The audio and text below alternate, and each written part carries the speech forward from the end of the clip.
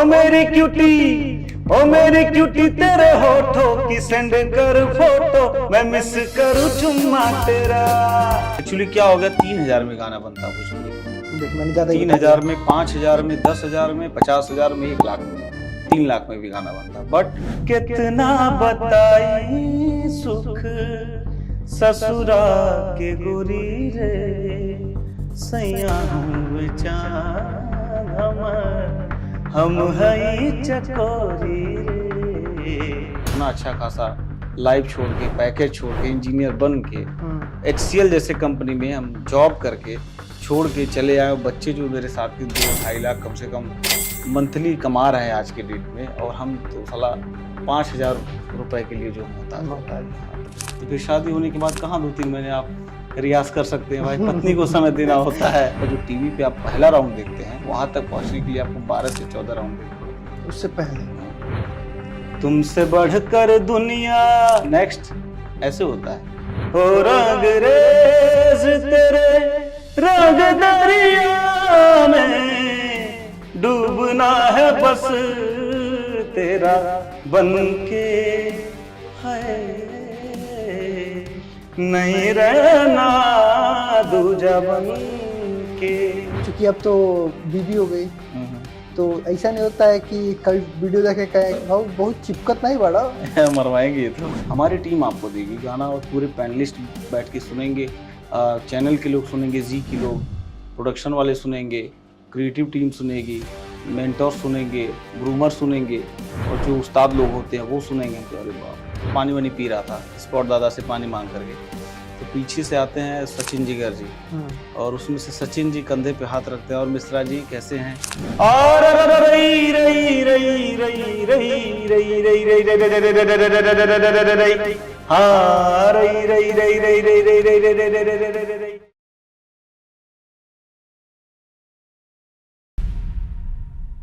आप सभी का फिर से स्वागत है बतकही चौक पे। बतकही चौक पे आज हमारे जो मेहमान हैं वो रुपेश मिश्रा जी हैं। इनसे बात करेंगे, और बात के दौरान ही इनकी खासियत और इनकी उपलब्धियों के बारे में आपको पता चल जाएगा। मैंने जानबूझ के इसीलिए कोई ओपनिंग नहीं दी कि मैं अभी आपको बताऊं और आप पहले ही सोच ले, समझ ले। थोड़ा प्रोमो में समझ गए होंगे, लेकिन और भी नहीं बताऊंगा। तो बहुत बहुत स्वागत है आपका बतकही चौक पे, और आपके इस खूबसूरत प्लेटफॉर्म पे बतकही चौक पे, जो कि यूपी नहीं पूरे देश में अच्छा काम कर रहे हैं आप। आपका नाम गूंज रहा है, तमाम सारे पॉडकास्ट मैंने देखे हैं। तो आप बहुत अच्छा क्वेश्चन करते हैं, बहुत अच्छा, मतलब कैसे एराइज होता है क्वेश्चन का, वो आप बहुत अच्छा रखते हैं। लीजिए अब सवाल वहीं से आपको देते हैं। मैं सवाल बहुत वो सोचा था कि सिद्धार्थ नगर से उठाऊंगा, लेकिन नहीं। अभी मेरी बीबी ना कल मायके गई, तो मैं बहुत खुश हो गया। मैंने कहा कि चलो गाना लगाते हैं। जब से गई है मायके, तो मैंने गाना लगाया। तो फिर गाना लगाया तो मेरे को अभी तक पता था कि अरे यार पवन सिंह आए बॉलीवुड में, गाना गाया और आग लग गई। फिर वो जैसे ना नीचे दिख रहा था सिंगर रुपेश मिश्रा, अब मेरा दिमाग ठनका। मैंने कहा यार ये तो मैं कल तक इस पे कई इंटरव्यू किया पवन सिंह नाम से, और ये गाना मुझे बहुत पसंद है। 2 बार टी सीरीज ने अपलोड कर दिया, मिलियंस व्यूज आ गए, लेकिन रुपेश मिश्रा का है तो पवन सिंह होना चाहिए। फिर मैंने कहा एक काम करो, रुपेश मिश्रा को लाके पूछते कि भाई ये गाना कैसे रुपेश ही मिश्रा बताए, पवन सिंह या रुपेश मिश्रा? नहीं, मैं बताता हूँ आपको। एक्चुअली ये गाना क्या हुआ, जब सारेगामा पर एक शो आता है जी टीवी पे, और उसमें क्या हुआ, मैं वो सब कहानी हम आपका आगे लेके आएंगे, पहले यहीं से पक्का मैं गाना बताता हूँ। जब वो सेट पे मैं था, तो बैक स्टेज होता है, तो मैं ऐसे मतलब पानी वानी पी रहा था स्पॉट दादा से पानी मांग करके, तो पीछे से आते हैं सचिन जिगर जी, और उसमें से सचिन जी कंधे पे हाथ रखते हैं, और मिश्रा जी कैसे हैं? अच्छा सचिन सर हैं, खाली है? हम कहाँ सर खाली हैं, और आजा स्टूडियो गाना करते हैं। हमको oh my God, Sachin Jigar के लिए गाना गाना। तो फिर बोले कल स्टूडियो आ जाओ, कल मैनेजर मतलब कॉल करेगा मेरा। मैं बोला सर बिल्कुल आता हूँ मैं। फिर उसके बाद कॉल आया, काफ़ी नर्वसनेस हो रहा था कि कैसा होगा कैसा नहीं गाना, हार्ट बीट बढ़ रही थी, पंप सेट की तरफ पंप। हाँ पूरा। और उसके बाद से क्या हुआ, फिर जब स्टूडियो पहुँचे और गाना मिला, गाना नोट डाउन किया। हमको सर 1 घंटा दे दीजिए, बस मैं गाना सुन लूँ, थोड़ा सा गाना मैं स्कैनिंग कर लूँ, पूरा प्रॉपर ट्यून सुन लूँ। ट्यून सुना मैंने, उसके बाद बोले गाना रेडी है? हम बोले हाँ सर रेडी हो गया, टेक करते हैं। जैसे ही स्टूडियो में घुसा, मैं देख रहा कि दिव्य कुमार गा रहे हैं। जो अभी बदलापुर में छल्ली कर दे सीना मेरा, बहुत बड़े सिंगर पर, oh my God, Divya Kumar भी गा रहा है, ये गाना वही गा रहे थे पहले। तो फिर वो गा के चले गए, हम बोले कि उन्हीं का गाया वो गाना मुझे भी गवाया जा रहा है, और उनके आगे मैं कहाँ टिकूंगा। बट वो बोले बट तू अपनी मस्ती बस डाल देना इसमें, जैसे तू गाता है खाली मस्ती भर डाल दे इसमें। फिर मैं गाया, उसके बाद से मुश्किल से 1 घंटे में मैंने पूरा गाना गा दिया और गा लिया। फिर जो रिकॉर्डर्स थे मैंने पूछा कैसा आउटपुट आ रहा है, बोले बहुत अच्छा आपने गाया। फिर मैं जब आया, चला आया रूम पे, फिर मैं सोचा गाना रिलीज़ होगा या नहीं होगा, पता नहीं क्या, गॉड नोज बेटर वाला सीन था। तो फिर वाइफ से बोले हम कि यार गाना गा के आए हैं, और एक एक गाना बॉलीवुड में 5-6 लोग गाते हैं, बड़ा सिंगर भी गाता है वो गाना, न्यू कमर भी गाता है, स्क्रैच भी जाता है, अब प्रोड्यूसर पता नहीं किसकी आवाज़ को फाइनल करेगा। तो ये हुआ कि सडन से क्या हुआ कि पोस्टर रिलीज़ होता है टी सीरीज़ के ट्विटर हैंडल से, इंस्टाग्राम अकाउंट से और फेसबुक से। तो मुझे किसी ने वो भेजा स्क्रीनशॉट लेकर कि मेरे जिले का रहने वाला एक लड़का, कि ये आप हैं। तो मैं सोचा यार ये पोस्टर तो गाना वही है, सचिन जिगर हैं, बट इसमें पवन सिंह लिखा तो शायद कोई दूसरा रुपेश मिश्रा में भी हो सकता है। तो मैं ज़्यादा मतलब ये होती है ना कि ये उत्सुकता उत्साहित नहीं हुए, उत्सुकता नहीं जाहिर किए हम कि क्या होगा क्या नहीं होगा। तो फिर उसके बाद से फिर कॉल आता उनके मैनेजर का, अरे मिश्रा जी बधाई हो। हम कैसा सर, अरे आपका पोस्टर आ गया भाई। तो बोले कौन सा पोस्टर सर, हम बोले, तो बोले कि चुम्मा सॉन्ग करके आ रहा टी सीरीज से। हम बोले सर मेरा ही गाना वो, बोले हाँ आपका ही गाना है। बोले उसमें पवन सिंह भी हैं, बोले हाँ पवन जी भी आपके साथ गाए हैं, और बहुत बड़ी बात है कि आप और दोनों साथ में आ रहा है रूपाली जग्गा। तो फिर उसके बाद फिंगर क्रॉस थे कि उसमें कितनी लाइन मेरी होगी कितनी लाइन उनकी होगी। तो एक होटल में एक म्यूज़िक कंपोज़र थे संजय विद्यार्थी जी, उनसे मैंने साझा किया, और सचिन वाल्मीकि कि ऐसा ऐसा सीन है। बोले अभी किसी को बताओ मत, गाना रिलीज़ होने दो, सुन लो उसको, उसके बाद बताओ। हम बोले सर पता नहीं 1 लाइन होगा कि 2 लाइन होगा, कितना कैची लग गया होगा उसमें, कितना एडिटिंग पे चला गया होगा। बोले उसमें खाली एक वर्ड हो, नाम तुम्हारा है अगर जो, तो ये बहुत बड़ी बात है, तुमको ब्रेक मिल रहा है बॉलीवुड में। तो बोले हाँ सर ये ठीक है। तो गाना आया, तो पहले मैं पूरा गाना मैंने गाया था, मेरे नाम पे गाना लॉक हो गया था। तो अब ये क्या हुआ, उसके पहले पवन जी का गाना एक आया था आई नहीं, हाँ सुने होंगे आप, वो भी सचिन जिगर का था, स्त्री 2, हाँ सचिन जिगर का गाना था वो। तो आई नहीं काफी ब्लॉकबस्टर गया बहुत ज्यादा। तो ये जो प्रोड्यूसर थे विकी विद्या का, वो वाला वीडियो है, उसमें एनिमल मूवी की जो एक्ट्रेस हैं तृप्ति दीमरी वो हैं, और राजकुमार राव, उसी के जस्ट 1 हफ्ते पहले ही हमसे उनकी मुलाकात हुई थी सेट पे। अच्छा। तो उनके लिए गाना गाना मेरे लिए बहुत बड़ी बात है। तो जब मैं गाया तो मैं सोचा यार पूरा गाना मैंने ही गाया था। तो जब शूट हुआ वो मेरे आवाज़ पे हुआ था, उसमें डांस पवन जी भी किए थे लेकिन मेरे आवाज़ पे ही किए थे। तो प्रोड्यूसर बोला नहीं यार इसमें पवन सिंह जी को लाओ, क्योंकि उनकी रीच ज़्यादा है और फैन फॉलोइंग ज़्यादा है, तो ये गाना उठ जाएगा और मूवी भी उठ जाएगी। स्त्री 2 हिट होने का कारण है आई नहीं, क्योंकि उनका जो यूपी बिहार में क्रेज़ है पवन जी का, वो आई थिंक भोजपुरी में अभी किसी का नहीं है, honestly speaking, as an artist आपको मैं बता रहा हूँ। तो उनकी रीच बहुत ज़्यादा है। तो आई नहीं जब से उन्होंने गाया वो 500-600 मिलियन गया, उसकी वजह से फिल्म का बजट यूपी बिहार में बहुत ज़्यादा देखा गया। तो यही दिमाग वो प्रोड्यूसर भी लगाया कि पवन जी को लाते हैं और उसी मूड मिजाज का गाना है वो उसको करते हैं और होता है। तो फिर आया पवन सिंह जी का स्टार्टिंग वाला लाइन आता है, फिर हुक लाइन मेरी आवाज़ में उनके साथ चिपक के चलती है, फिर बीच में आती है, और फिर जो फीमेल पार्ट है रूपाली जग्गा है और मनसा जिम्मी। तो कितने देर का रहा पूरा उस गाने में आपकी हिस्सेदारी? वो जो मेरा by the grace of God hook line ही मेरा है, ओ मेरी क्यूटी। जो पंच लाइन है वो मेरा ही है।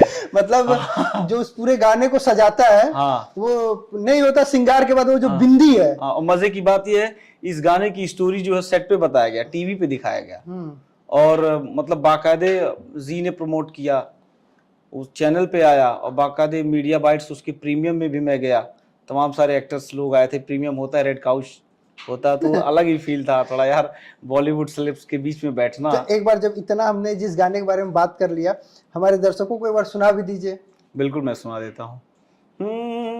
हो जब से गई है तू माई के, मैं बैठा ना नहाई के, भूला मैं स्वाद भी जाई के, क्या हुआ वो तेरा वादा रो रो के हुआ मैं आधा, जान ले ले मुंह दिखाई के, ओ मेरी क्यूटी, ओ मेरी क्यूटी, ओ मेरी क्यूटी तेरे होठों की सेंड कर फोटो, मैं मिस करूं चुम्मा तेरा।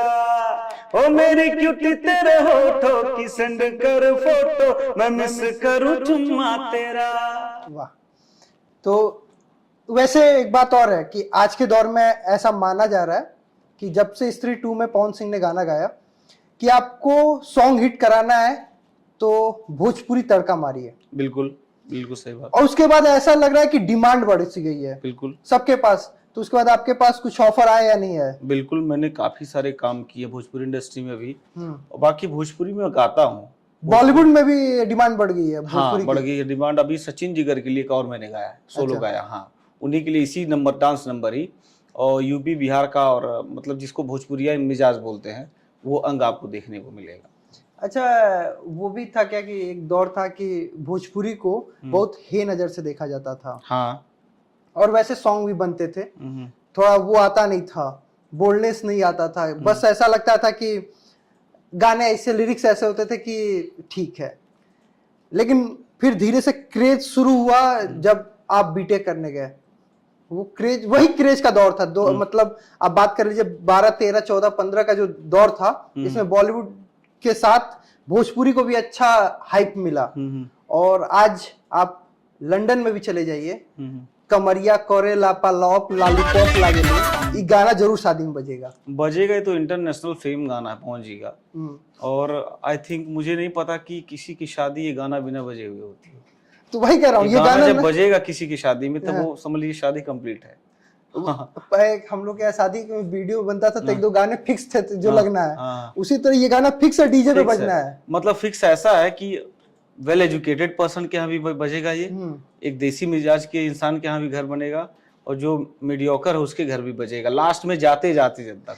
लेकिन अब वो चीज, यही डिमांड बॉलीवुड में होने लगी है। हाँ, होने लगी है। ये ऐसा क्या हो गया कि ज्यादातर जो मूवीज आपकी हिट होती हैं बॉलीवुड की, अगर यूपी बिहार उसको हाथों में ले लिया तो मूवी हिट है, और कोई राज्य ले या ना ले, यूपी बिहार बेस्ड अगर कितनी भी हिस्ट्री आप उठा के देखेंगे इंडियन फिल्म इंडस्ट्री की, तो वो मूवी हिट है, अगर यहाँ से बिलोंग कोई स्टोरी है। मैं गलत कर रहा हूँ या सही, आप बताइए। ना, एकदम नहीं। अब ये गाना आया था जेकर बाग का करेजा लेकर ऊपर वाला भेजा, गैंग्स ऑफ वासेपुर आप देख लीजिए, और तमाम सारे, अभी मिर्जापुर वेब सीरीज देख लीजिए, तमाम सारे, तो जो भी रिलेटेबल है यहाँ से, यूपी से, बिहार से, वो पूरा हिट है। और यहाँ का जो फोक का अंग है, अवधी जो है, और पूर्वी जो है, छपरैया जो है, नेक्टा जिसको बोलते हैं, कहरहुआ धोबियाहू, फास्ट जो नंबर होता है, मिर्जापुरी कजरी होता है, और बुंदेलखंडी जो होता है, ये अंग जब समावेश होता है तो मिल करके जो है अलग साउंड आता है। हाँ, क्योंकि कई सारे गाने उठाए गए, जो मुन्नी बदनाम हुई है यहीं से लिया गया है, डार्लिंग तेरे लिए, यही का ट्यून है, फोक का ही अंग है वो। और ये चलत मुसाफिर मोह लिया रे पिंजरे वाली मुनिया, तुझको बना करके ले जाएंगे बदरी की दुल्हनिया, इसी पे के तो है ये सब सारा अंग। ने लड़ जी है मनवा में कशक होइबे करी, ये सब यूपी बिहार का अंग है। इतना अच्छा हमारे पास थीम है, फॉग है, हमारे पास रिदम है, आर्टिस्ट अच्छे अच्छे हैं, फिर क्या जरूरत पड़ जाती है कि तार लहंगा उठा दे रिमोट से? क्या बात है, बहुत अच्छा क्वेश्चन आपने पूछा। एक्चुअली क्या है कि बीच में भोजपुरी का जो चलन हुआ, जैसे आपने कहा तोहर लहंगा उठा दे रिमोट से, with due respect Ravi ji का ये है, उसमें एक्ट किया हुआ है, उनका गाया हुआ नहीं है, गाया हुआ है विनोद राठौर जी का, जो बॉलीवुड सिंगर है, तो उनका गाया हुआ है। तो रवि जी ने कई सारे पॉडकास्ट में, मीडिया हाउसेस में इसके लिए सफाई दी और माफी भी मांगा कि हो गई गलती भाई, छोड़ दो लोग हमके, वो बोले हैं, क्योंकि वो इसमें वर्तमान सांसद भी हैं, तो वो बोले हैं। बट उन्होंने जो काम किया, साफ सुथरा काम किया, जहाँ तक रवि जी हो गए, मनोज जी हो गए। बट बीच में जो इधर पीढ़ी आई, अभी जो चल रही है फेम के लिए, कुछ भी उठा करके गा देना। अरे आप देखिए भोजपुरी में तार फुलल फुलल फुलौना फाट जाए, हाँ, ये कौन सा गाना है? ये लिरिक्स क्या है? लिखने का मतलब क्या है? अब एक्चुअली क्या, जो नए सिंगर होते हैं, जो सीखे पढ़े नहीं होते पद्धति से संगीत, जो गुरु शिष्य की परंपरा में नहीं रहते हैं, उनको क्या होता कि थोड़ा बहुत नेचुरल गिफ्टेड आवाज मिल गई, वो क्या करते हैं, ऑटो ट्यूनर लगा के आवाज में मिक्सिंग मास्टरिंग कर देंगे आवाज का, और सोचेंगे कुछ भी लिरिक्स गा दो प्रसिद्धि के लिए, जल्दी हम भी फेम पा जाए, जल्दी नाम मिलने लगे हमको, तो कुछ भी लिरिक्स उठा करके वो गा देते हैं। एक चीज और है कि जो छोटे जनपद में, कस्बे में, वो जो वीडियो रिकॉर्डिंग करने वाला होता है, 5,000 में भोजपुरी एल्बम जो बना दिया जाता है, मैं ये उसी- भी एक मैं कमी उस- है क्या? मैं उसी पे आ रहा था, हम्म, उसी पे मैं आ रहा था। एक्चुअली क्या हो गया, 3,000 में गाना बनता है भोजपुरी का, देखिए मैंने ज्यादा ही बता 3,000 दिया। में, 5,000 में, 10,000 में, 50,000 में, 1 लाख में, 3 लाख में भी गाना बनता है। बट जो नए बच्चे हैं, जो 20, 22 और 25 की एज में हैं, वो उनके पास कमाई का स्रोत होता नहीं है। वो तो क्या करते हैं, पॉकेट मनी से 3,000 लिए, भैया कोनो ऐसा गाना लिखा कि एकदम हिट हो जाए पहले गाना में। तो हिट हो जाए मतलब कैसा, कुछ भी लिख दीजिए भैया, एकदम पूरा तोड़ फोड़ लिख दीजिए। तोड़ फोड़ मतलब क्या हो गया, वही भाषा हो गया जैसे आपने अश्लीलता। कहा, तार फुलल फुलल फुलौना हो गया। तो ये क्या हो गया, नए सिंगर जो हैं इसको जल्दी प्रसिद्धि पाने के चक्कर में भोजपुरी भाषा को खराब कर रहे हैं। और जबकि भोजपुरी भाषा बड़ी पवित्र भाषा बहुत है पवित्र भाषा। और इतनी मिठास है उसमें। अभी मैं आपको वो अंग सुनाऊंगा, क्या क्या अंग होता है, वो आप वर्जन सुनिएगा और आजकल के गीत सुनिएगा। और इसमें मैं नाम नहीं लेना चाहूंगा, इसमें बड़े स्टारों का भी जो वर्तमान में है, उनका भी कहीं ना कहीं जो है दोष है। देखिए ना, मेरे को पूरब का बेटा, मैंने एक एल्बम हाँ, सुना है। चढ़ देना मार दिल्ली खींच के तमाचा, हाथ में लेके पेप्सी कोला, जब से ऊपर वाली से जान छूटल, सामने वाली से नैनाचार हो गए, रिंकिया के पापा। तो आप पूरा करीब 13-14 वो गाना है, उसमें आप 6 गाने उठा लीजिए, ऐसा कि उसके लिरिक्स आप सुन आज भी एक बार पढ़ेंगे तो ये क्या है। बिल्कुल सही कहा। और पूरब के बेटा जो है वो दिल्ली के जो सांसद हैं, उनका है मनोज तिवारी जी का। हाँ, देखिए पूरब के बेटा क्या बहुत फेमस एल्बम रहा है। और मनोज जी जो है, मतलब भोजपुरी में जैसे एक सुरीला आर्टिस्ट अगर कोई आया भोजपुरी इंडस्ट्री में एल्बम के थ्रू, तो मनोज जी पहले सिंगर है। उन्होंने भोजपुरी को खड़ा किया है म्यूजिक इंडस्ट्री वाइज, क्योंकि भोजपुरी कुछ समय तक म्यूजिक इंडस्ट्री विलुप्त हो गई थी। वो पुराने एक्टर थे कुणाल सिंह जी जो आते थे, उस समय नदिया के पार चलता था, गंगा माई तुम्हें पियरी चढ़ाई वो, ये सब सिनेमा आती थी। भोजपुरी का दोहन शुरू हुआ, वो यही दौर था। हम कहते हैं कि भोजपुरी को फिर से हाइप दे दिया गया, बढ़ा दिया गया, लेकिन नहीं, यहाँ से वो लाइन दी गई कि आप ऐसे लिरिक्स को गाइए, आप ऐसे लिरिक्स को यूज कीजिए। तो उदय होना, तो कहा जाए कि पूरब के बेटा से उदय हुआ भोजपुरी का फिर से, लेकिन कहीं ना कहीं उस तरफ उदय हुआ जहां अश्लीलता था। पूरब के बेटा का जो एल्बम आप कह रहे हैं कि दोहन जो शुरू हुआ, बिल्कुल एग्री करता हूं मैं, क्योंकि वहां से एक चलन एस्टेब्लिश हुआ कि नहीं ऐसे हम करेंगे, ऐसे तो लिरिक्स का है। हाँ ऐसे हो सकता है, ऐसे हो सकता है।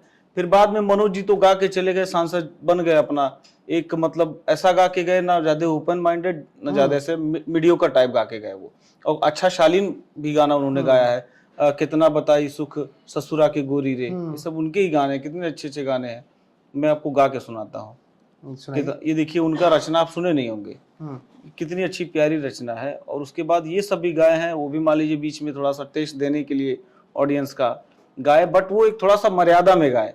बट और जो लोग वहां से शुरू किए, मैंने कहा ना, एक लाइन दिखा दिया गया ना कि अब हल्का से उन्होंने ओपन हुआ, अब पूरा लोग ओपन माइंडेड हो गए, पूरा ओपन माइंडेड हो गए। लेकिन उनका एक गाना ये सुनिए, कितना अच्छा उन्होंने गाया है।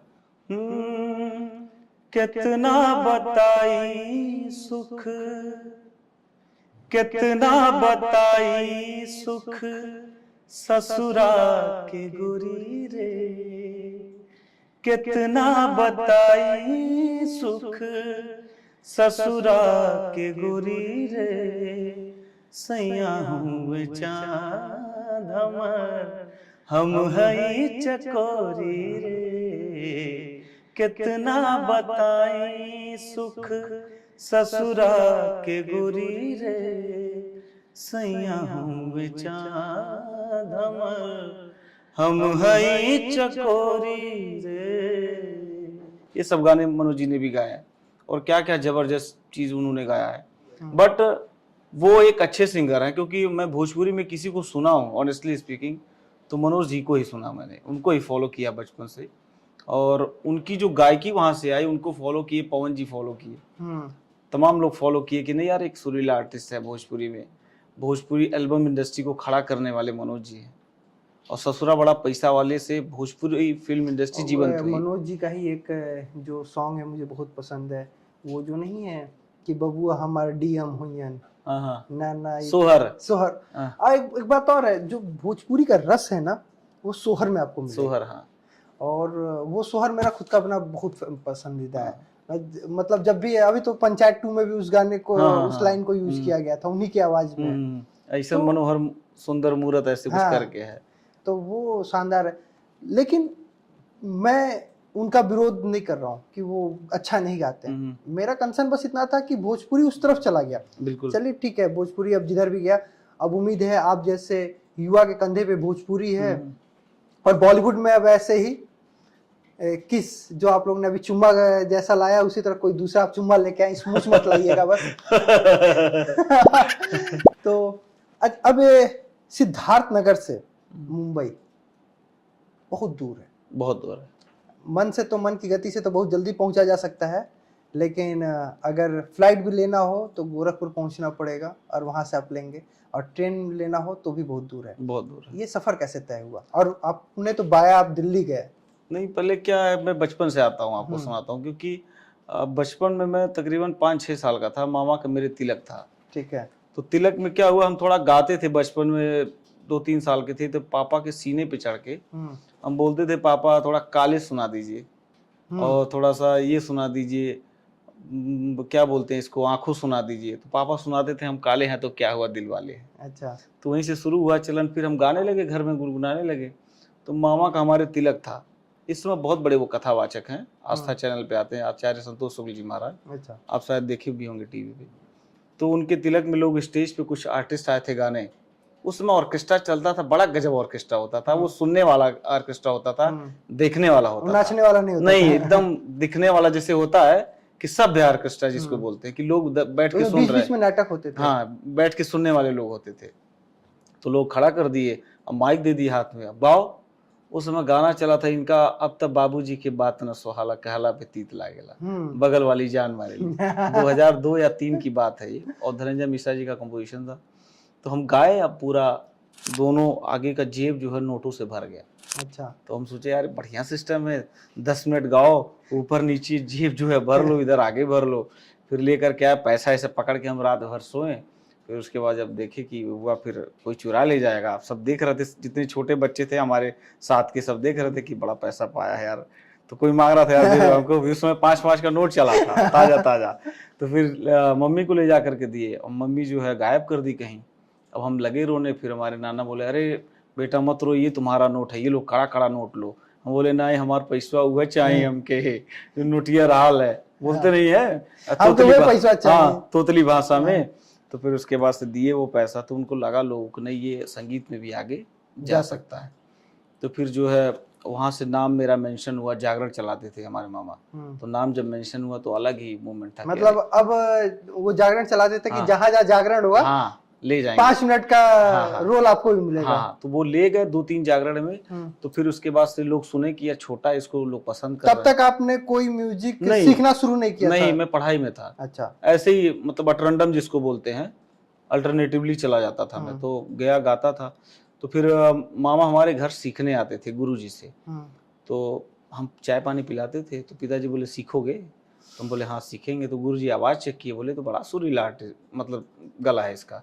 सीखना स्टार्ट कर दिए क्लास 8 से, फिर 8 में सीखे, 9 में, 10 में, कक्षा 10वीं में, फिर 11वीं 12वीं में फिर गैप हो गया, बीटेक करने चले गए।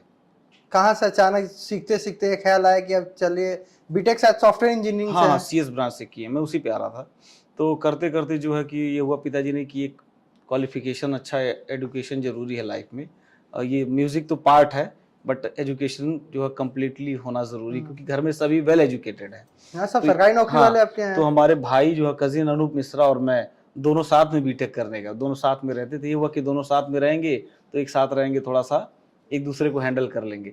तो वो भी क्लियर किया, हम भी क्लियर किए। बस उसी के दौरान ही, बीटेक के दौरान ही 2013 में हमको एक मिस्टर एंड मिसेस 2013 आया, स्टेट लेवल चैंपियनशिप दिल्ली का आया।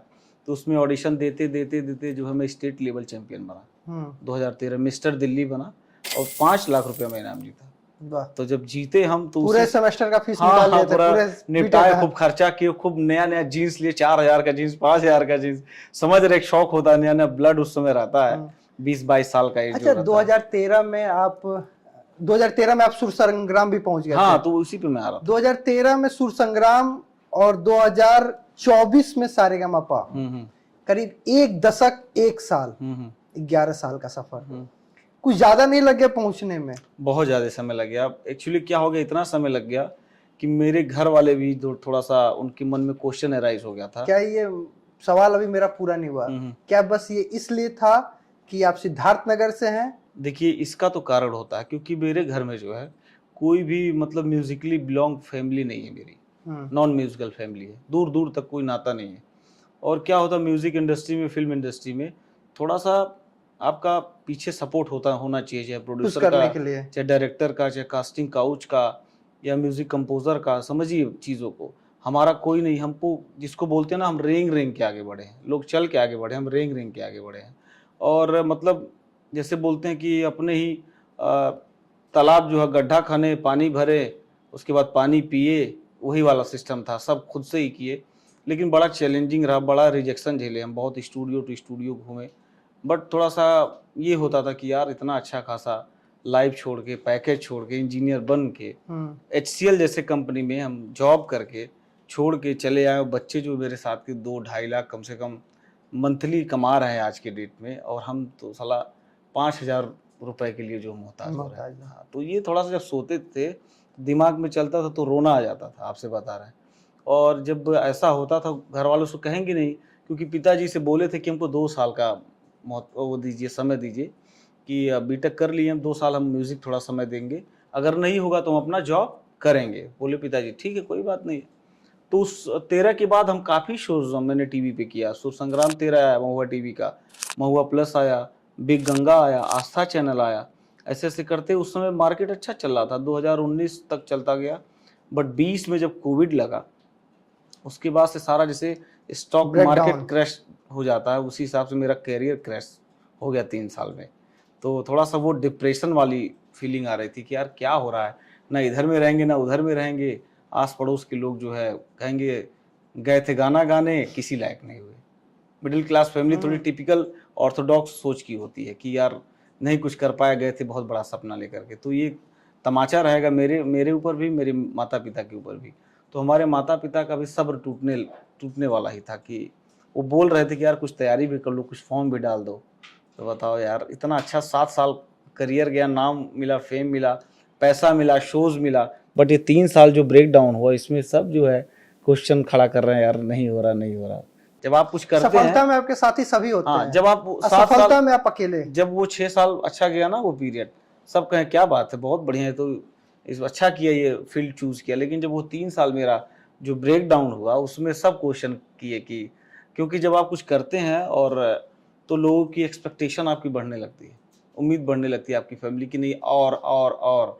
बट वो 3 साल ऐसा गया मेरे साथ कि वो सब लोग कहने लगे कि नहीं थोड़ा सा ये भी ट्राई करिए, वो भी करते रहिए। हमको बताइए, भोजपुरी में कहाल बजे कर चेहरा ना दिखते करे सुझाव ले तो वही 3 साल गुजरा तो ये डिसाइड हुआ कि नहीं, यहाँ ज्ञानी सभी हैं, ज्ञान की कमी नहीं, ज्ञान देते भारत सुझाव का देश है। भारत सुझाव का देश। नहीं, आप कुछ दिन पहले अगर आप उत्तर प्रदेश में आते तो लखनऊ जैसे आप उतरते, लखनऊ एयरपोर्ट पे एक लाइन लिखा था, ये उत्तम प्रदेश है, या ज्ञानियों की कमी नहीं है। एग्जैक्टली। आप जैसे उतरते करीब 3-4 साल पहले कोविड तो वो लगा हुआ था उत्तर प्रदेश पे, तो उसके लिए टेंशन। तो फिर ये कहाँ से हुआ, मतलब कोविड के बाद आप घर पे भी आ गए, फिर रीस्टार्ट कहाँ से हुआ? हाँ, उसी पे मैं आ रहा था। रीस्टार्ट एक्चुअली क्या हुआ, मतलब ये हुआ कि डिसाइड शादी हो जाए। अब माता पिताजी बोले शादी कर लो, हाँ शादी कर लो एग्जैक्टली। पिताजी बोले क्या, मतलब किसी के भाग्य से भी आगे बढ़ा जाता है, कर लो शादी। महिलाओं के भाग्य से आदमी ज्यादा बढ़ता है। हाँ तो सुनिए, हम क्या बताओ, बड़ा कठिन काम है। तो हर तरफ से जिसको बोलता है डोरी कसना चारों तरफ से कि नहीं शादी कर ही लो, अब कहाँ करोगे, नहीं करोगे, कोई हो तो बताओ। बोले कोई नहीं है, ऐसा कुछ नहीं है। तो किसी को विश्वास ना हो कि भाई 21वीं सदी का लड़का है, बीटेक किया है, फिल्म इंडस्ट्री में, ऐसा हो ही नहीं सकता कोई ना हो, इतना तो दूध का दूल्हा नहीं होगा, ये लोगों को ही लग रहा था। बट हम बोले जेन्युइनली कोई नहीं है और मुझे थोड़ा समय चाहिए क्योंकि मेरा करियर अभी थोड़ा उथल पुथल हो रहा। तो जब ये हुआ कि हाँ शादी हो जाए तो हम बोले ठीक है शादी करेंगे, बट एक बार देखेंगे हम, इतना तो मेरा बनता है। तो गए देखने उनको खाटू श्याम के मंदिर में, वो बैठी थी, काफ़ी नर्वस थी वो कि क्या होगा मेरे साथ, क्या नहीं, यस होगा या नो होगा। तो हम पूरा सारा क्वेश्चन उनसे पूछे कि देखो मैं म्यूज़िक इंडस्ट्री में जा चुका हूँ, मेरी क्वालिफिकेशन ये है और बीटेक किए हैं, नौकरी करके छोड़ दिए हैं और म्यूज़िक इंडस्ट्री में करियर बना रहे हैं, साथ में रहोगी, संघर्ष भरा जीवन है, अगर रह सकती हो तो रहो, और बाकी भगवान की कृपा से परिवार से संपन्न है एकदम हम पूरा। 2 रोटी मिलता रहेगा। हाँ, फर्स्ट क्लास एकदम, इतना पिताजी बना दिए हैं। लेकिन पिताजी के भरोसे नहीं ना रहना है, एक थोड़ा एक एज फैक्टर होता है, कब पैसा ले, कितने समय तक ले, कहाँ ले, तो एक आत्मसम्मान की बात आ जाती है कि अब नहीं लेना है 25 के बाद। देखिए इसको यहीं पे रोकता, पूर्वांचल का ब्राह्मण है, हाँ, पूर्वांचल के ब्राह्मण में इतना हनक होता है कि कुछ ना ही घरे जाए खेती करब और हाँ, जिस खा ले। नहीं तो ये मेरे अंदर नहीं था, आपसे बताओ, मेरे अंदर ये था नहीं, मुझे अपना खुद का करना है। पिताजी तो जो बना गए बना गए, फर्स्ट क्लास, उनका भी समाज में बहुत बड़ा नाम है हमारे पिताजी का, तो उससे ऊपर मैं सोच रहा था कि उससे ऊपर कुछ हो। अब कब तक पिताजी के सहारे रहा जाएगा, हाँ, उनके नाम के पीछे या उनकी कमाई के पीछे। तो एक आत्मसम्मान की बात आ गई खुद के लिए कि अब नहीं लेना है, तो वहीं से शुरू हो गया। फिर शादी वादी किए, और शादी करते करते फिर 23 में एंगेजमेंट हुआ जब मेरा, तो उसके बाद फिर जी टीवी पे एक सारेगामापा शो आता है, जहाँ से श्रेया घोषाल जी निकली हैं, सोनू निगम एंकरिंग किए हैं, आदित्य नारायण, कुणाल गाजावाला, भीगी होठ तेरे जिन्होंने गाया है, शान, ये तमाम लोग निकले हैं वहाँ से। तो मेरा बचपन से ड्रीम था यार, मुझे वहाँ जी टीवी सारेगामापा पे गाना है, क्योंकि भोजपुरी का लगभग सारा शो हम गा चुके थे टीवी पे, कुछ बचा नहीं था। तो हम सोचे अब इसके ऊपर क्या, और मुझे वैसा ओपन गाने आता नहीं है भोजपुरी में। थोड़ा सा मेरा ये फंडा है कि 2 लोग कम जाने, 2 पैसा कम कमाए, लेकिन एक आत्मसम्मान से रहे, समाज में बैठने लायक रहे, शिक्षित वर्ग में बैठने लायक रहे एज ए आर्टिस्ट। तो इस वजह से मैंने कभी एल्बम को उस तरीके से नहीं लिया कि ये गा के मैं आगे जाऊँ, जबकि अब मेरा जो अभी का मतलब प्लान है कि अच्छी अच्छी साहित्यिक चीज़ों को गा के मैं आगे बढ़ूँ। उसके बाद से ये हुआ, एंगेजमेंट हुआ 2023 में, तो ये कि सारेगामापा आ रहा 23 में, तो लखनऊ में ऑडिशन उसका दिए, तो 1 राउंड तो निकल गया, 2 राउंड, फिर दिल्ली फिर बुलाया जाता है, तो फिर वहाँ गए तो रिजेक्ट हो गए हम। तो जब रिजेक्ट आदमी होता ना किसी शो में, तो बहुत बुरा लगता है, आपसे बताया। उसके लिए भी मैंने तैयारी की थी 2-3 महीने जम के, तो रिजेक्ट हो गया। कई करोड़ों लोग आते हैं, मतलब इतने तैयार सिंगर आते हैं, आप सोच भी नहीं सकते, आपकी कल्पना से परे सिंगर वहाँ आते हैं जो छट जाते हैं वहाँ। हमसे अच्छे गाने वाले लोग हैं इस वर्ल्ड में। वो होता है day at the same moment, कैसा आप गाते हैं जजेस के सामने, उस पर ना आपको जज मार्क मिलेगा। कई लोग अच्छा गाने वाले वहाँ नर्वस हो जाते हैं सामने, तो वहाँ रिजेक्ट आ गए, हम नर्वस हो गए थे, इस वजह से हम छट गए। तो बोले इसको ओवरकम कैसे किया जाए, क्या किया जाए। तो फिर गुरुजी हमारे बोले कि इतना रियाज कर दो कि डर का कोई संभावना ही ना रहे। गुरुजी हमारे बोले, इतना ही वो मेरे दिमाग में, दिल दिमाग में बैठ गई वो चीज़ें। आए घर पे कमरे में बंद होके खूब रियाज किए इंगेजमेंट के बाद, और रियाज किए। फिर उसी दौरान शादी मेरी 2024 में हो गई। तो फिर शादी होने के बाद कहाँ 2-3 महीने आप रियाज कर सकते हैं भाई, पत्नी को समय देना होता है, तब दूसरा रियाज चलता है। तो उसके बाद से जो है फिर वो चली गई माता जी के यहाँ, फिर समय हमको मिल गया कि अब 24 का सारेगामापा आ रहा है। जब से गई है तू मायके, हाँ, मायके गई समय मिल गया। यार बहुत घेराव तगड़ा करते हैं ये भी। तो उसके बाद से जो है 24 में जो है फिर सारेगामापा आने वाला था। 2-3 महीने जम के रियाज किए, इतना रियाज किया कि दाढ़ी बाल सब बड़ा हो गया था, और मुंह से थोड़ा सा ब्लड आने लगा। गुरुजी को बताया कि ऐसा ऐसा हो रहा है कि ब्लड आ रहा है मुंह से। बोले कि रुक जाओ कुछ देर, 1 हफ्ता, नहीं तो वोकल कॉर्ड खराब हो जाएगा तुम्हारा। हम बोले कि गुरुजी आप ही बोले थे कि इतना रियाज करो कि डरो मत, मतलब डर ही अंदर से खत्म हो जाए, तो वही हम कर रहे थे। बोले नहीं, इसका कहने का मतलब थोड़ी दिन रात वही करो, कुछ दिन रेस्ट करो, गले को आराम दो। तो आराम दिए। फिर उसके बाद से 24 का सारेगामापा आया, लखनऊ में ही फिर ऑडिशन दिए। 15,000 बच्चों में मात्र 2 लोग सेलेक्ट हुए थे यूपी से, लखनऊ से खाली, जिसमें हम थे। फिर दिल्ली गए, 4 राउंड वहाँ हुआ। फिर मुंबई 4 राउंड हुआ। जो टीवी पे आप पहला राउंड देखते हैं, वहाँ तक पहुँचने के लिए आपको 12 से 14 राउंड देने पड़ते हैं। उससे पहले छटैया होती है कई करोड़ों लोगों में से। आप एक लाइन गाए, जैसे गाएंगे तुमसे बढ़कर दुनिया, नेक्स्ट, ऐसे होता है।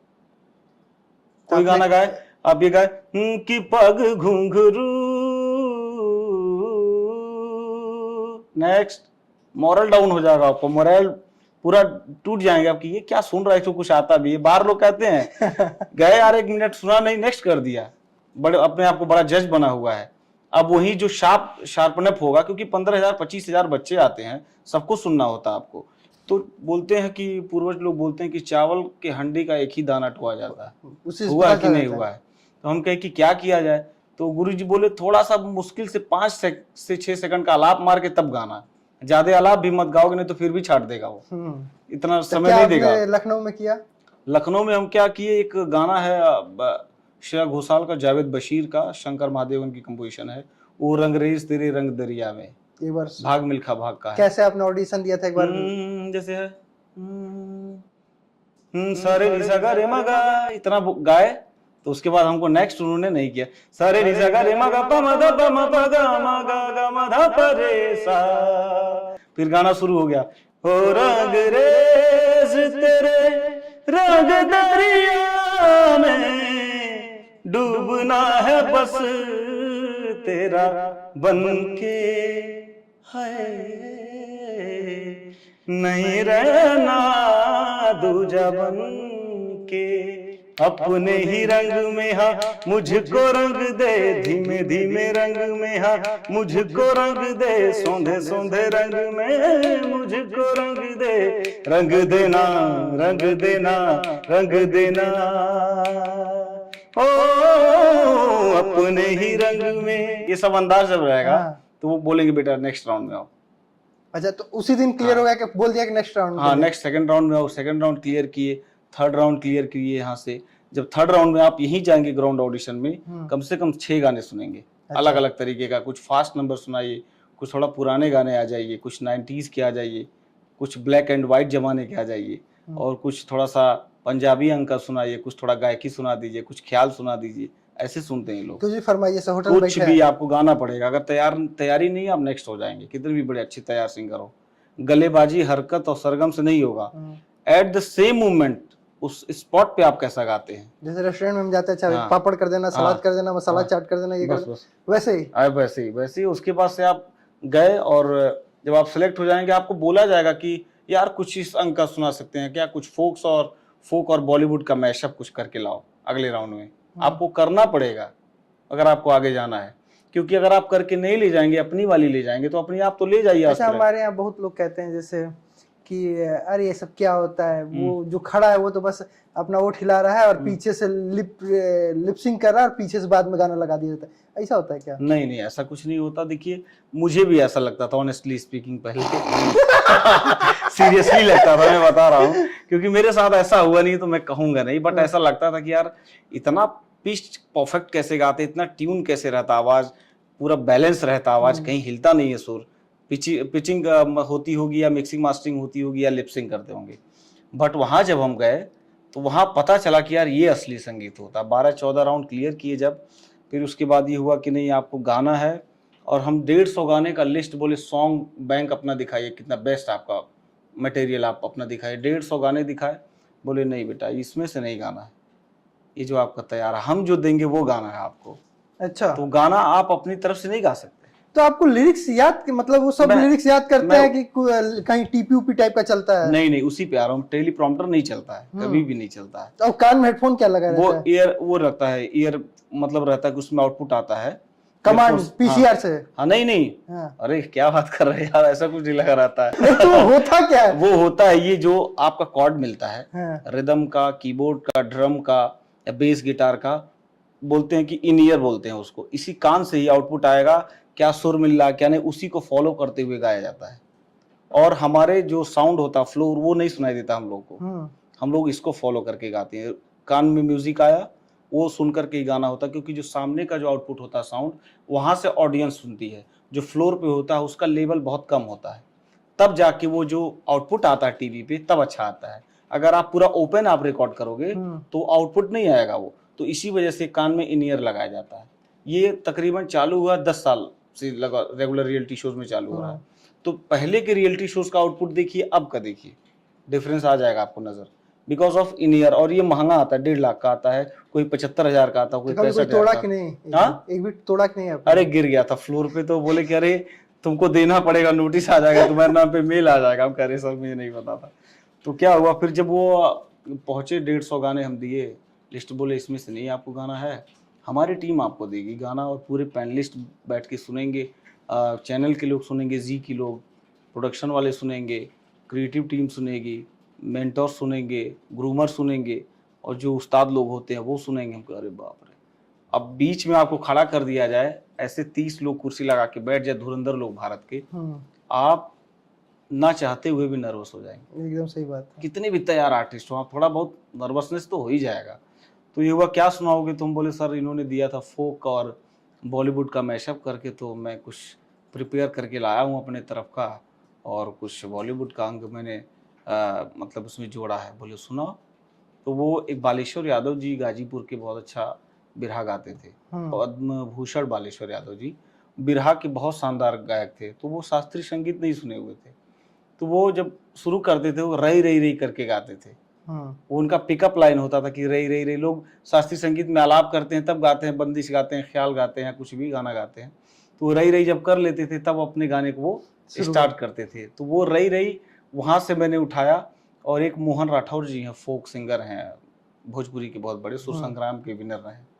उनको मैंने कॉल करा, भैया इसमें क्या कर सकते हैं? तो बोले ये बालेश्वर यादव जी का ये उठा सकते हैं, और इसमें आप कुछ अंग लगा दीजिए, अपना गायकी का आप सीखे हैं, क्लास है आप में, आप गा सकते हैं जोड़ के। तो मैंने तैयार किया था वो, मैंने उनको सुनाया जब, तो काफ़ी इम्प्रेस हुए। तो बोले यही आपको गाना पहले राउंड। क्या गाना था? तो ये मैंने डिज़ाइन करा था रई रई करके। कैसे इसका सीक्वेंस देखिए कैसे है। तो मैं सोचा था कि रई रई को ऐसा बोला जाए, इतना फास्ट उसका जबान तोड़ करके कि मज़ा आ जाए सुनने में, यार कितना स्पीड में बोल रहा है। तो मैंने कैसे गाया था, और रई रई रई रई रई रई रई रई रई, हाँ रई रई रई रई रई रई रई रई रई रई। इसी रई रई को करने को मुझे 1 हफ्ता लग गया। अच्छा, अभी रई रई कैसे बने, जबकि ओरिजिनली ऐसे नहीं है। तुम सोचे कुछ नयापन इसमें जो है ऐसा डाला जाए। बालेश्वर यादव जी ऐसे गाते थे, रई रई रई रई रई रई रई, हाँ रई रई रई, ऐसे गाते थे। तो मैं सोचा इसको कुछ मॉडर्नाइज किया जाए। हाँ, तो फिर हम ऐसे गाए, रई रई रई रई रई रई रई रई रई, हाँ रई रई रई रई रई रई रई रई रई रई रई। अरे चोरी घुसखोरी इसी तरह से बढ़ती रही तो हर चोरों और घुसखोरों को हथकंडा लगा दिया जाएगा, और सैंडल की ऊंचाई इसी तरह से बढ़ती रही तो हर चप्पल के नीचे अब डंडा लगा दिया जाएगा। अरे रई रई रई रई रई रई रई रई रई रई रई रई, हाँ रई रई रई रई रई। फिर गायकी अंग, आरा जईबू कि पटना जईबू कि जईबू खरुल्ला में, अरे काहे जिलेबी के तरसे लुगुर की, बड़ा मजा रसगुल्ला में। फिर उसमें जोड़े, मधुआ पी के प्रेम का हम है तनिक बोरा ऐसे, रेबो मसू का यार हम है बीच में ना आए रे। ऐसे जोड़ करके मैंने कहा। जब आपने इतना शानदार जोड़ा तो सिलेक्ट तो होना ही था। तो ये मैंने गाया वहां, और बुखार हो गया था हमको। तो डॉक्टर को दिखाया, वो बोला कि पैरासीटामोल खा लेना 1 घंटे पहले, इलेक्ट्रॉल पाउडर पी लेना, उसके बाद गाना, एनर्जी आ जाएगी। तो वो मैं बुखार में गाया था वो एपिसोड, पहला एपिसोड। तो फिर मैं भावुक थोड़ा हो गया था कि हे महादेव ये क्या हो रहा है। कहा गया कि पूजक दिन बकरिए गायब, वो वाला हाल हो गई। तो हम कहे मेन दिन गाना है, आज ही तबीयत खराब हो गया। फिर गाय किसी तरीके से पूरा हॉल गूंज गया, पूरे ऑडियंस खड़ी हो गई, जजेस खड़े हो गए, गुरु रंधावा थे, सचिन जिगर थे, सचित परंपरा थे, तमाम सारे दिग्गज लोग थे। बोले यार बहुत अच्छा अंदाज है, आप जाके कभी सोशल मीडिया में सुनिएगा ये गाना, आपको बहुत आनंद आएगा। तो वहाँ गए। फिर उसके बाद से नेक्स्ट एपिसोड हुआ कि मेगा ऑडिशन हुआ। फिर अगले दिन हम एडमिट हो गए, डेंगू हो गया। अच्छा, वही डेंगू वाला सीन देख रहा था तो मेरे को ये ख्याल आया कि पूरा सच में स्क्रिप्टेड तो नहीं है, जिस हिसाब से आपका वो पूरा सीन चल रहा था। वाइफ को आपके बुला दिया गया था, वाइफ आई थी, आपने उनसे वीडियो कॉल का जो सीन शूट हुआ था, तो वहां से मेरे जहन में आया कि अच्छा क्या ऐसा होता है क्या कि जो रियलिटी शो होता है, जैसे कहते हैं लोग बिग बॉस भी स्क्रिप्टेड होता है, सारेगामापा स्क्रिप्टेड होता है, तो कहीं ये स्क्रिप्टेड तो नहीं होता है? नहीं, देखिए स्क्रिप्ट होता है, बस स्क्रिप्ट उसके लिए होता है कि जैसे मतलब क्या क्वेश्चन पूछना आपसे, जजेस पूछ सकते हैं उनसे कि मतलब आपके जीवन में ये क्या होता, क्योंकि जजेस को तो पता नहीं रहता पहले राउंड में आप कहाँ से हो क्या हो। तो वो जो क्रिएटिव टीम होती है उनको बताती है सर आपको ये क्वेश्चन आप ये पूछ सकते हैं उनको, ये बोल सकते हैं कि कैसे क्या हुआ, क्या जीवन में हुआ, क्योंकि इनकी स्टोरी लाइन ये है जीवन की। जीवन इनका ऐसे बीता है, अप्स एंड डाउन्स ये हुए हैं। तो मेरे साथ क्या हुआ कि उन्होंने पूछा कि आप कहाँ रहते हैं, तो बोला कि मैं सर मुंबई रहता हूँ, काफ़ी सालों से संघर्ष कर रहा हूँ, अभी नई नई शादी हुई है मेरी और मेरी वाइफ गांव पे है, उसको मतलब छोड़ करके मैं यहाँ आया हूँ, अभी समय नहीं दे पा रहा हूँ और मुझे एक आइडल हस्बैंड बनना उसके लिए। तो बोले कि तो आप सुनाइए अपनी बीवी के लिए। तो मैं वो गाना गाया। उसके बाद से जो आपकी स्टोरी होती है वो रियल होती है। बस क्या करती है क्रिएटिव टीम, उसको ब्यूटीफाई कर देती है, मॉडर्नाइज कर देगी, थोड़ा सा उसमें अपना चीज़ें कुछ जिसको बोलते हैं कि हाँ स्क्रीन पे अच्छा दिखे। क्योंकि रियलिटी शोज क्या होता है, it's called business show business जिसको बोलते हैं, कि उसमें जो पैसा लगाएगा 250 करोड़ 300 करोड़, उसको कुछ चाहिए कि नहीं चाहिए।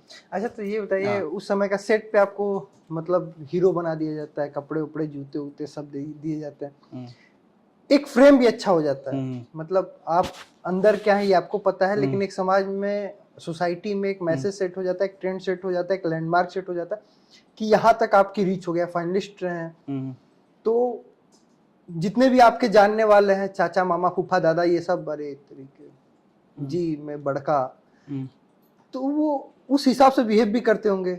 नहीं वो आप पे निर्भर करता है। नहीं वो बिहेव ऐसा, मतलब हम भाई पूर्वांचल के, हमरो घर देवरिया, जितना दोस्त यार बानू सोचता ना, अरे गाँव था बड़का जगह पैसा ढेर हुई भेवा, तनी सा काम सुना 5,000 रुपये भेजते, उस जगह हम फसल बानी, तनी काम बा भेवा, वो नया गाड़ी लेवे के रहला तनी 10-20 हजार रुपये देता। अरे क्या बताई साला, फटल बाटे पोजीशन, रेंट देवे के पैसा नहीं बा। तो ये कभी हुआ है? नहीं ऐसा कभी हुआ नहीं है, bye the grace of God, कि पैसा अब जो है आना शुरू हो गया है। नहीं तो दोस्त तो पुराने होंगे ना। हाँ वो छेड़ते हैं भाई कि अरे तेरी कुछ भेज दे यार 10-20 हजार, इतना पैसा कमा था कौन तुझे कमी है नहीं बहू नहीं बहू, क्या तफरी ले रहे हो यार तुम। तो जब फाइनलिस्ट में पहुंचोगे तब किसी का कॉल आया ते फाइनल पहुंच गए बड़े, हम तोरी खातिर पार्टी कर चाहता नहीं, दे पैसा।